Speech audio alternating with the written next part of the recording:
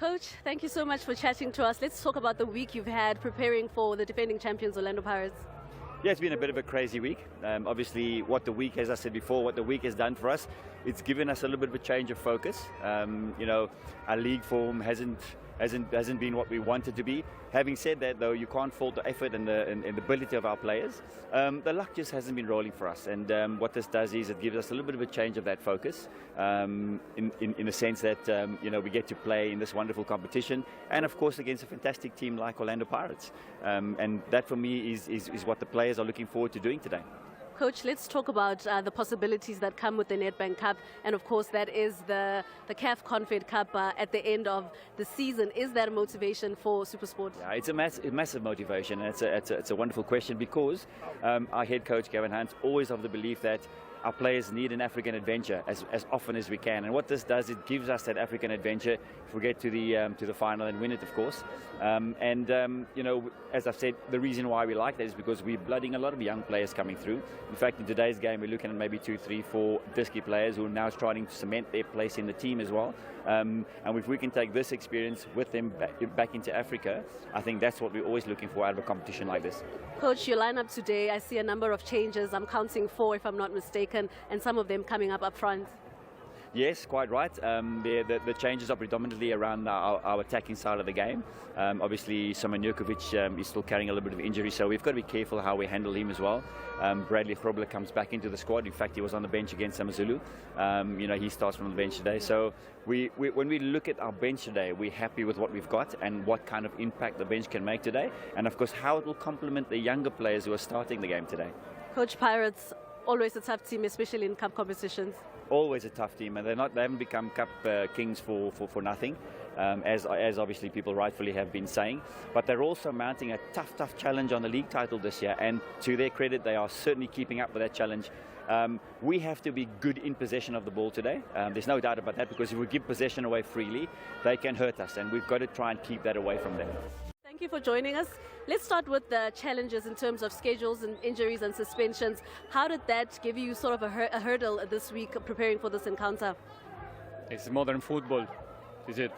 There's no time between the games anymore. We have to accept it and not complain, just try to prepare ourselves. We have players, we have more than enough in terms of number, quality. I'm repeating myself every week, but it's the truth. So we're trying to play a competitive team, keep our feet, both of them in this game, not thinking so much about what's coming, even though what's coming is just after tomorrow again. But we try to keep the focus in every game, in every competition. We want to do a good job in the NEDBANK one more time, and here we are. Coach, something that has gotten the highlights is your defensive lineup, and I see you've paired at the back Tapelo Koke as well as Mbegezeli Mbokazi. Yes, we have 3 center backs available for selection: Bokatsi, Tapelo, and Maela. We start with Tipi and with Bokatsi one more time. Two good players, guaranteed to perform in a very particular space to play football, which is going to demand the best of us in every defensive action, in every second action, and the boys are ready. Betheke emadodeni lo bhola kodwa icenga lo bhola umfukwenge ifanga phakathi yayibamba Pirates yayibeka emnatheni into ebuhlungu amantshontshe Pirates uMbokazi lona mdlalo wakhe wesibini, second game, first goal. Hey madoda, ufuna ubhabha ngoku amantshontshe abhabhayo. Umbekezeli Mbokazi ubufukenge uriye uthanda ikholelwa lento. Kona kick yashiwa ibhola umuhawukotha yanyathelwa enyaweni lakhe yaphakanyiswa ngomufukenge la bhola yabethwa ngenhloko wayibamba ngamadolo lo bhola wakhulula ngenqina lakhe lasekhohla khaba ngalo uMbokazi wayithatha wayibeka ngaphakathi emnatheni zatshintsha izinto eOld Peter Mokaba Stadium. Uqhatsile waluma ngezantsi wayisika ngecala lenyawo. uRicardo Gosu ubanjwe wema ngci akangakwazi nokushukuma. Mdlalo wakhe wesibini Mbekezeli Mbokazi kunye noSiyabonga Ntlosi. Kwaphuma yedwa yedwa Sipho Chain thuba layo Supersport yayibeka emnatheni 1-1 amava awasebenza kaSipho Chain waphuma ngethuba Supersport baphinde badlala zabhola zabo zinde bathi bawugqiba basebenzisa amendu Jukumanja uthi andikwazi nocelebrate andikwazi madoda ukuba ndingabhiyoza kulena ukuba ibiliqela lam ke eli andaliphumelelisa kwale ndebe inye yeNedbank ibhola edlalwe nguRicardo Goss ende ngasemva Thunderbirds ze-Orlando Pirates besikhona ngasemva Thapelo Xoki yanguye indoda oxabayo phambi kwakhe uSipho Chain ebephumile uSipho Chain ebefuna uyibetha ngentloko la bhola Jukumanja wajongana nendoda ibiphambi kwakhe wathi mntanam wena ndizakubetha ngamava utsho kumbekezeli Mbokazi wathi wena ndizakubetha ngamava wayichwetha nje le ibhola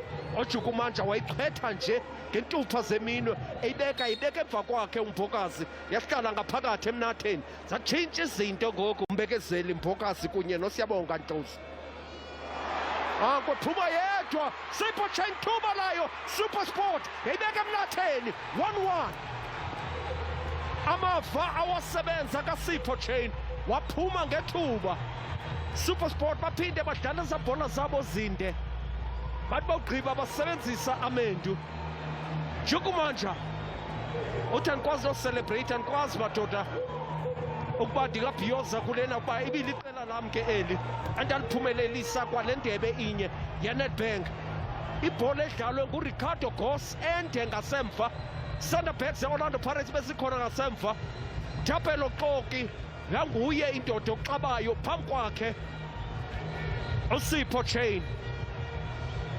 ebephumile uSipho Chain ebefuna uyibetha ngentloko la bhola Jukumanja wajongana nendoda ibiphambi kwakhe wathi mntanam wena ndizakubetha ngamava utsho kumbekezeli Mbokazi wathi wena ndizakubetha ngamava wayichwetha nje le ibhola oJukumanja wayichwetha nje ngentupha zeminwe eyibeka emva kwakhe uMbokazi yahlala ngaphakathi emnatheni zatshintsha izinto ngoku phakanyisiwe le ikona kick nalithuba kwakhona mohawu bethe ke madodeni lo bhola kodwa icenga lo bhola umfukwenge ifanga phakathi yayibamba Pirates yayibeka emnatheni into ebuhlungu amantshontshe Pirates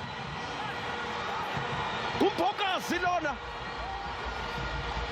mdlalo wakhe wesibini second game first goal madoda ufuna ubhabha ngoku amantshontshe abhabhayo umbekezeli Mbokazi ubufukenge uRia uthi andiyikholelwa le nto kona kick yashiywa ibhola umuhawu Nkotha yanyathelwa enyaweni lakhe yaphakanyiswa ngomufukenge la bhola yabethwa ngentloko wayibamba ngamadolo lo bhola wakhulula ngenqina lakhe lasekhohla akhaba ngalo uMbokazi wayithatha wayibeka ngaphakathi emnatheni zatshintsha izinto e-Old Peter Mokaba Stadium uqhatsile waluma ngezantsi wayisika ngecala lenyawo uRicardo Goss ubanjwe wema ngci akangakwazi nokushukuma mdlalo wakhe wesibini umbekezeli Mbokazi kunye noSiyabonga Ntlozi kwaphuma yedwa Sipho Chain thuba layo Supersport yayibeka emnatheni 1-1 amava awasebenza kaSipho Chain waphuma ngethuba Supersport baphinde badlala zabhola zabo zinde bathi bawugqiba basebenzisa amendu Jukumanja uthi andikwazi nocelebrate andikwazi madoda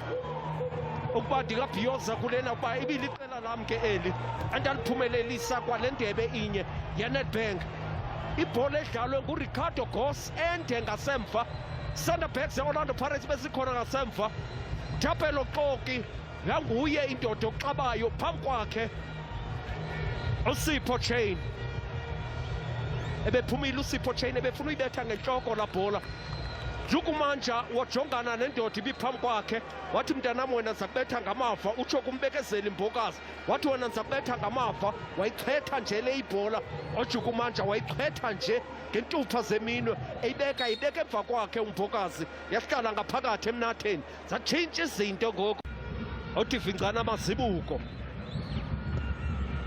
phakamisa kwakhona lo bhola umbekezeli Mbokazi nali ithuba lakhe Muhawukota onside wehlaba ngaphakathi le ibhola Pirates ebeka emnotheni yakhawuleza Evidence Makhoba wazilungisa impazamo zakhe wathi kudala nikhala ngam mabini ngoku amanqaku ke-Orlando Pirates kuGilligan kulo mdlalo izinto ziyangapha nangapha ingeyo mizuzu emingaphi eSupersport ikhawuleze yayilungisa izinto uMuhawukota kwelicabanga lasekunene uyawenza umsebenzi wakhe uyawenza uMuhawukota umsebenzi wakhe kwelicabanga lasekunene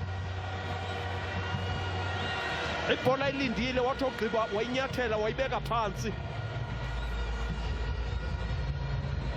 iphosiwe la bhola nguDion Hoto wafika uEvidence Makhuba athi ngiyayigqibezela Dion Hoto besithi ubetha ngokwakhe kungasekho defense ebekwatsho Michael wathi i-defense amadoda ngasemva uyawathandabuza iSupersport kukhawuleze kuvuleke impata pha kuba besekusele uBhaliti ngasemva no-Ime Okon. 5 minutes to be added on. One of those already has passed. Here's Ndebele. It's a nice ball, bypassing the entire midfield. Is there something on here? Saile trying to get into the box. Good defending that time by Maela. Stretches a leg out and makes the clearance. Here's a chance. Oh, they've done it! That's a spectacular goal. That is a brilliant goal. What an effort. And I think it's Jape Moralo who's got it in the 92nd minute. Would you believe it? The Pirates fans are stunned. They were marshalling the game really well. And Supersport United, well, there's something about this particular fixture and away goals. And away teams winning. Away teams hardly ever win this fixture. Very well done by Jape Moralo.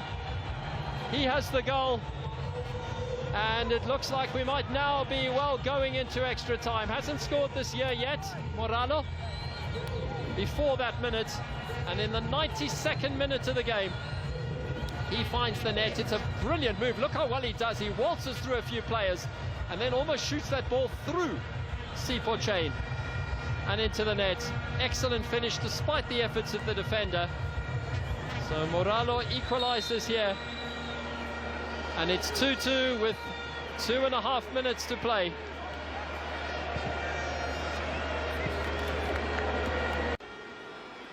Penalty yeSupersport sikwi-sudden death ngoku umdelo umdlalo uyile Christian wayinqanda lo bhola wayinqanda uSipho chain le ibhola zimbini ngoku ipenalties esezisayivile uSipho chain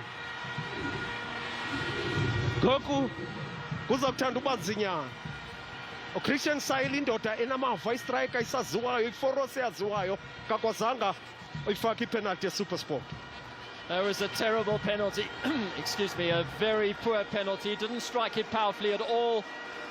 He almost brushed it with the side of the boot. You see, it's not a clear strike. And the goalkeeper's got plenty of time to react and to palm it away. So Christian Sayile, man on loan from Chiefs, not able to do it today. And now the pressure reverts once again to Ricardo Goss. Wow, wow, wow. Goodman Mosele to put Pirates into the semi-finals. They're excited now. A few minutes ago they were very, very tense when Maswangani's penalty was almost saved.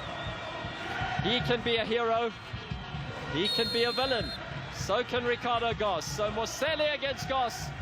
Will this finally settle a match which has gone on and on and on? Mosele to win it here for Pirates against Goss.